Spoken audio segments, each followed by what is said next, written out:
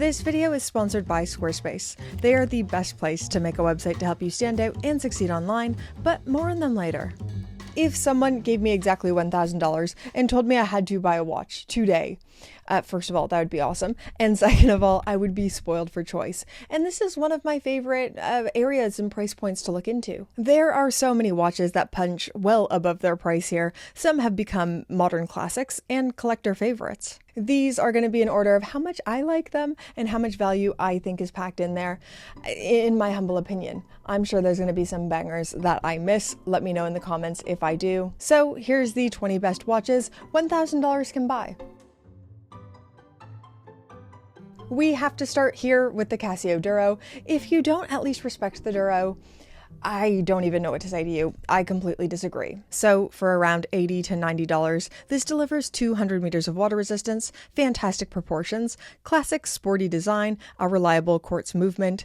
I really don't know how you can argue with this. Also, as a quick weird side note, Bill Gates has been spotted wearing one. Do with that what you will. Every generation seems to have its gateway mechanical watch. Right now, it's the Seiko 5 Sports. This collection opens up a lot of different styles, like their Flieger Divers GMT. I have the Seiko 5 GMT, and I believe it is the best value automatic GMT money can buy. But for the purposes of this video, I'd hone in on the go anywhere, do anything style, something like the SNXS variant, or the Snacks, as I call it, or even more subdued, Seiko 5 Sport 40mm. If you're just looking for a normal looking watch that is very good color variants, automatic movement, proper Seiko heritage, this would be my recommendation. A lot of Seiko people have been upset about price increases these last few years, and it has been a bit much, but I still think these are accurately priced. I genuinely think Citizen doesn't get enough credit, and especially for this specific diver, the reference NY0120 ProMaster Diver Automatic, ISO certified, ridiculously reliable utilitarian tool watch, powered by the Citizen in-house caliber 8204 movement. If someone asked me for just one go anywhere, do anything watch for under $500, this would be right near the top. This is another one I feel I don't mention enough, the Timex Marlin chronograph. It's a really pretty chrono retailing for under $500. So panda dial, universal proportions at 40mm, mecha quartz movement, so you still get that tactile click of the chronograph. I think these look more expensive than the price would suggest, but I do have one problem. I'm not the biggest fan of the layout of the 1239. I kind of wish it was just normal, but other than that, hard to find complaints. Number 16, the Orient Bambino. Every enthusiast recommends it, and honestly, they're right. It's for good reason. It is still probably the best mechanical dress watch under $300. Simple, elegant, proper dress watch proportions. One of my watch industry friends, Sam, was wearing this at an event recently. I loved it so much. It looked so cool. I had to stop him to ask if I could take a picture. Another staple everyone knew was coming, the Tsuyosa. Citizen quietly produced this one, and it's been one of the biggest hits of the last few years. Go anywhere, do anything style, integrated bracelet, great colors, automatic movement, and more size variants with the 37mm being introduced. If you like the looks of the Rolex Oyster Perpetual, maybe even the Tissot PRX, I highly recommend looking into one of these.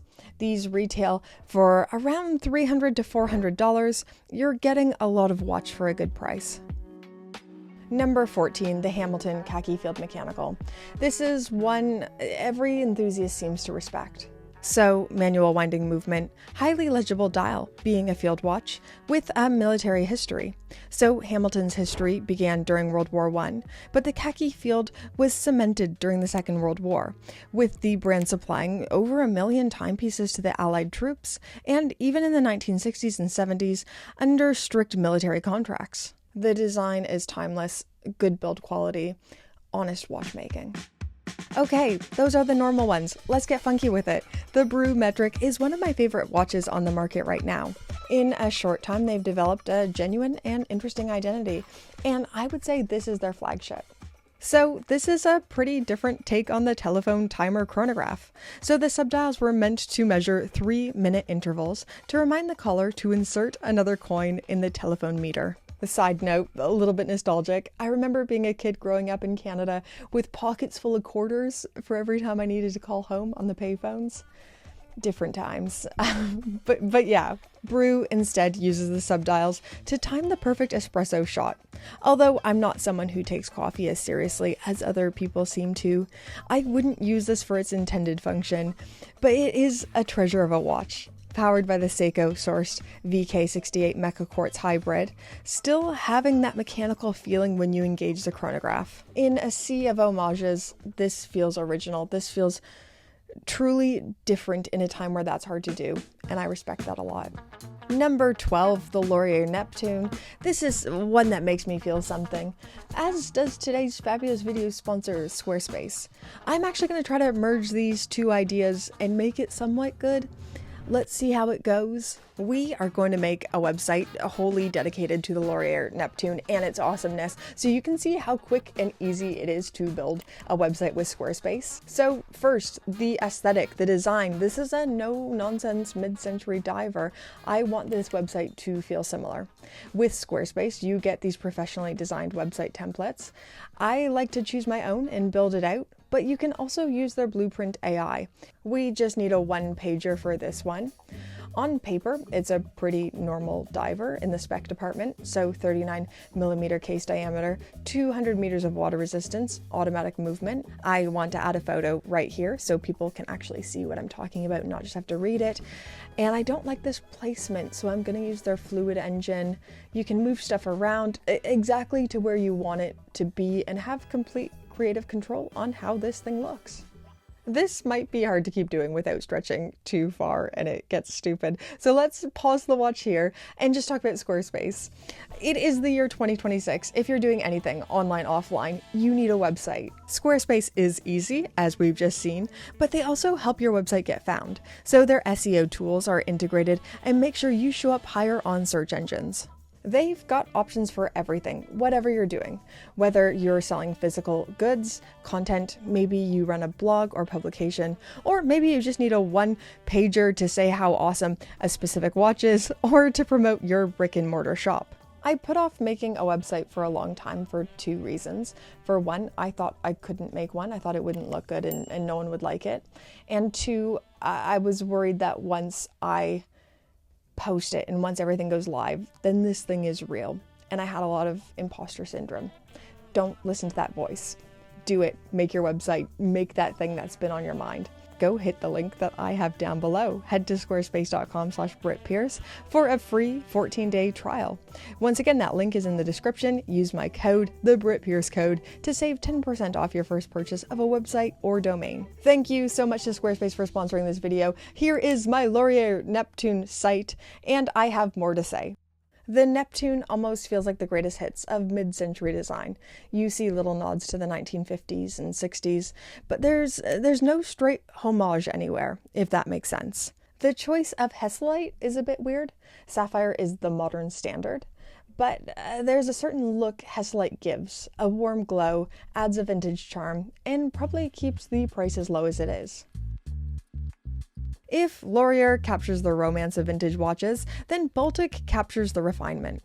The Aquascaphe has become one of those watches that almost every enthusiast has looked at, considered buying, or already owns, and there's a good reason for that. I describe these as masters of proportions, so a 39mm case diameter, 12mm thickness including the crystal, that's pretty slim for a diver, and 47mm lug-to-lug. These are the golden proportions. This is the kind of stuff people are looking for.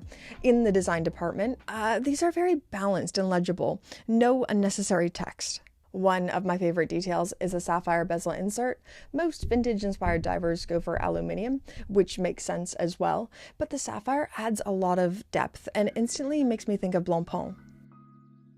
We have officially reached the top 10, and we are kicking it off with Christopher Ward and the C63 Sealander. So this is a section Christopher Ward dominates, and they've kind of redefined what people expect at this price. I've just recently had a C63 into review, the 36mm.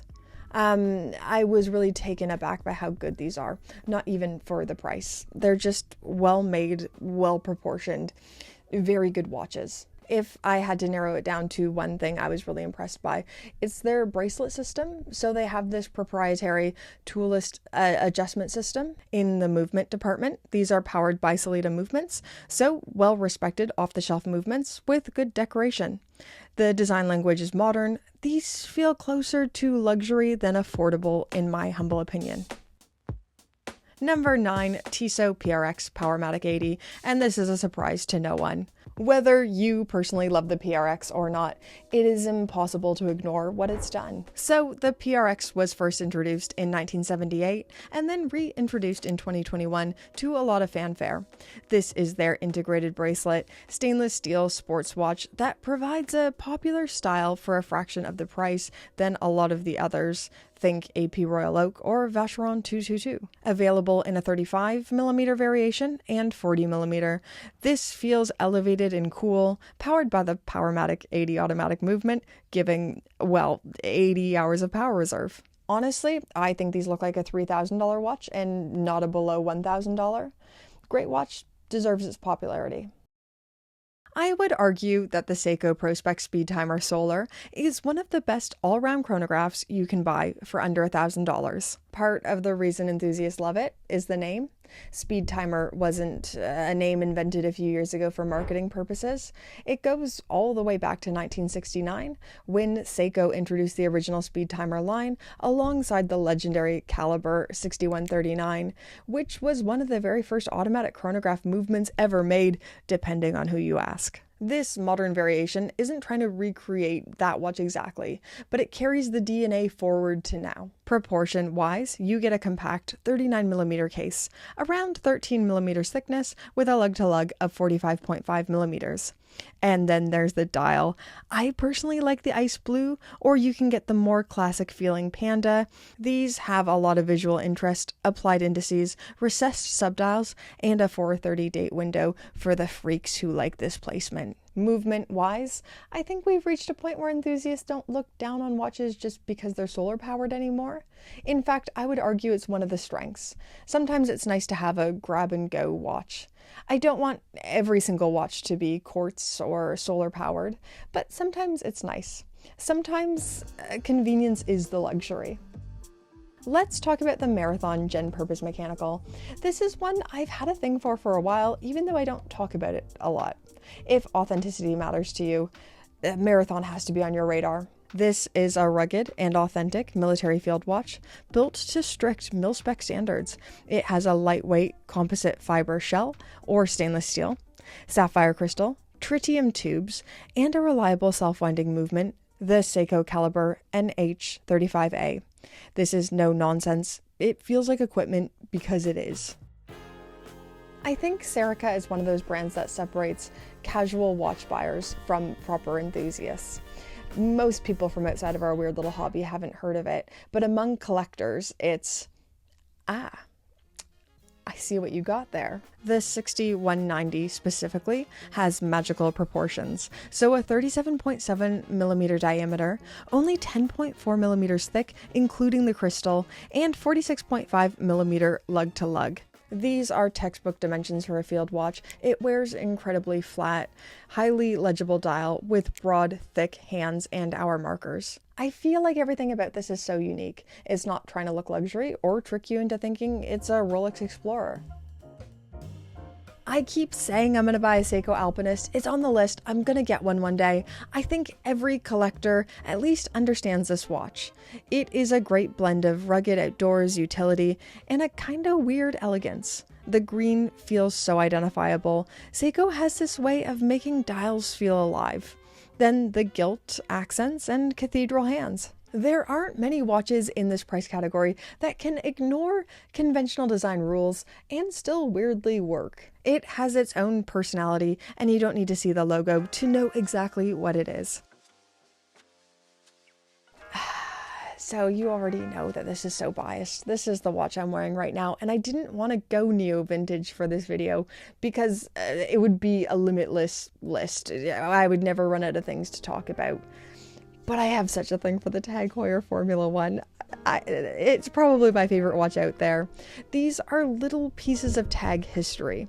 This was the first model released after Tag, Technique d'Avant-Garde, acquired the legendary Heuer name. The purpose was to get new young customers into the brand with a cheap and cheerful kind of watch, and it worked. These are nostalgic and fun. Once again, a quartz movement, so set and forget, and it also allows it to wear very thin on wrist.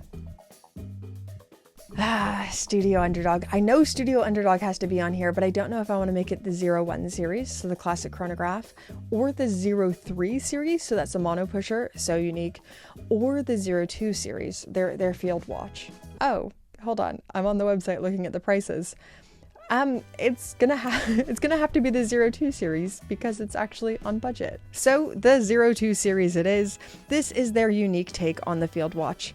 On paper, it's good. So 37mm case diameter, 12mm thickness, 46mm lug to lug. The specs are good, but I don't think many people are buying a Studio Underdog for the specs. It's the dial execution and how different it is. So a traditional sandwich dial, cut from 2 layers of metal with 1mm sapphire crystal as the top dial, sitting just above the base dial, then coated with multiple layers of superluminova, giving it a crazy glow-in-the-dark dial. This is what Studio Underdog does so well. They take familiar traditional ideas and execute them in the most original ways possible. Some people say less is more, they say more is more. I feel like the Tissot Gentleman is one of those watches us geeks love, but I wish it was more widely popular than it is. If one of my non-watch geek friends asked me for a recommendation of a watch they could wear every day for under $1,000, I'm starting with the Gentleman. This watch isn't trying to chase a trend or recreate the 1970s. It's just a simple, excellent everyday watch. Great proportions, so available in 38 and 40 millimeters, just 11.5 millimeters thickness, 100 meters of water resistance. It is sporty enough to wear every day, but clean enough that you could easily wear it with a suit. I think it will still look great 20 years from now, and for me that's a mark of great design. Okay, I didn't want to put the G Shock on here at all because it feels predictable and cliche, but maybe it's cliche for a reason. If someone asks me what is the best watch you can buy for under $1,000, this is the first place my mind goes, depending on how you define best. So this has a world timer, 5 daily alarms, stopwatch, and because it is solar powered, you can almost forget about it until you need it. Design wise, I prefer the iconic square shape. So the very first G Shock ever made, 1983, looked almost identical to this. I say it all the time, good design doesn't need to change. I don't know, to me, this is the truest form of a utilitarian watch. It's everything you need, executed well, and Casio just has this undeniable charm. It's not trying to be luxurious, it's not trying to trick you into something it's not. Every collection needs one. I'm looking at the timestamp on my camera. I've been talking way too long. Making this video has reminded me just how many amazing affordable watches are out there. There has never been a better time to get into this hobby. But I'm sure I've missed some of your favorites. I must have missed a few. Let me know in the comments down below. Thank you so much for your viewership. Thank you to Squarespace for sponsoring this video. And now, Pope tier patrons, get them on the screen. I need a drink of water. I've just been talking so long. I'm so annoying. Oh my goodness. I can't believe anyone likes this channel, especially you guys, names on the screen. Thank you so much. I hope you keep enjoying the work we do here. I love making these videos. I think I have the best job in the whole world, and I hope you keep enjoying them. Thank you for supporting this channel. Whether you're doing it for a short time or a long time, whatever it is, thank you. You keep this work viable and something that can be my full-time job. We'll see you in the next one. Bye, guys.